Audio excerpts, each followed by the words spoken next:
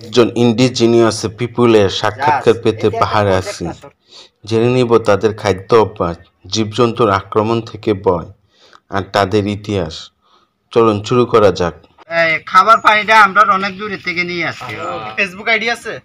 না না না, আমার ওই সমস্ত চালাই না। ওই সময় প্রধান খাবার কি কি খান? এই তো আমরা তো মাছে ভাতে বাঙালি। আমি পাহাড়ের কিনায় হেঁটে হেঁটে ইন্ডিজিনিয়াস পিপুল খোঁজ করতেছি। এটা আমার প্রথম পাহাড় জার্নি, আর সেই জার্নিতে একজন ইন্ডিজিনিয়াস পিপুল এর সাক্ষাৎকার নিব। পাহাড়ের উপরে তাদের গ্রাম। আদিবাসী গ্রামে এসে একজন পুরুষ লোককে পেয়ে গেলাম, এখন তার সাথে কথা বলবো। মাছ কি লেক থেকেই ধরেন?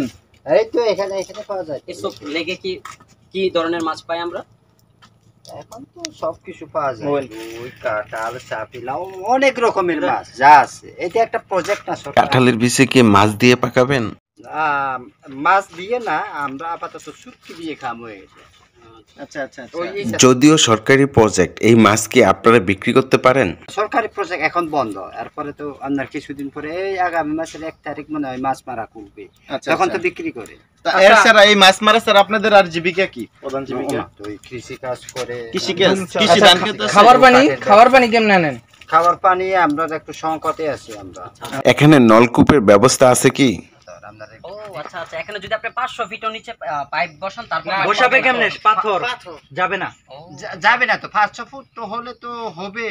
আমরা ওই তাহলে খাবার পানি কিভাবে সংগ্রহ করেন? খাবার পানিটা আমরা অনেক দূরে থেকে নিয়ে আসছি।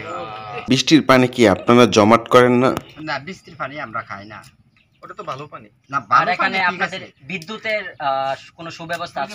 না, বিদ্যুৎ বলতে সৌর বিদ্যুৎ। আচ্ছা আচ্ছা, ওনারা সৌর বিদ্যুৎ ইউজ করে, সোলার যেটা দেখতেই পারতেছেন যে এই পাশে ওনাদের সোলার গুলো বসানো। একটু দেখেন ক্যামেরাম্যান। দাদা আপনার নাম কি? আমার নাম প্রভাত। আপনার কি ফেসবুক আইডি আছে? না না না, আমার ওই সমস্ত চালাই না। ওই সমস্ত গাড়ি চালান না? আর যাই হোক, আসলে দাদা খুবই ভালো। প্রবাদ রাত্রিবেলা মশা টানাইতে হয়? মশা আছে এখানে?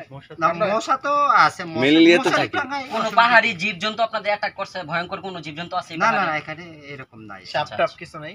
ঠিক আছে দাদা, ধন্যবাদ। আচ্ছা ঠিক আছে। দাওয়াত রইল ঢাকাতে। আচ্ছা, আপনারা ঢাকা থেকে আসেন নাকি? এই ভিডিওতে সবচেয়ে শিক্ষণীয় বিষয় হইল, এখানকার যে দাদার সাথে আমরা কথা বলেছি, সেই দাদা কিন্তু নিজেকে উপজাতি হিসাবে পরিচয় দেয়নি, তিনি নিজেকে পরিচয় দিয়েছে একজন বাঙালি হিসেবে। তো আমরা তো মাছে ভাতে বাঙালি। মাছে ভাতে বাঙালি। আমরা তো মাছে ভাতে বাঙালি। মাছে ভাতে বাঙালি।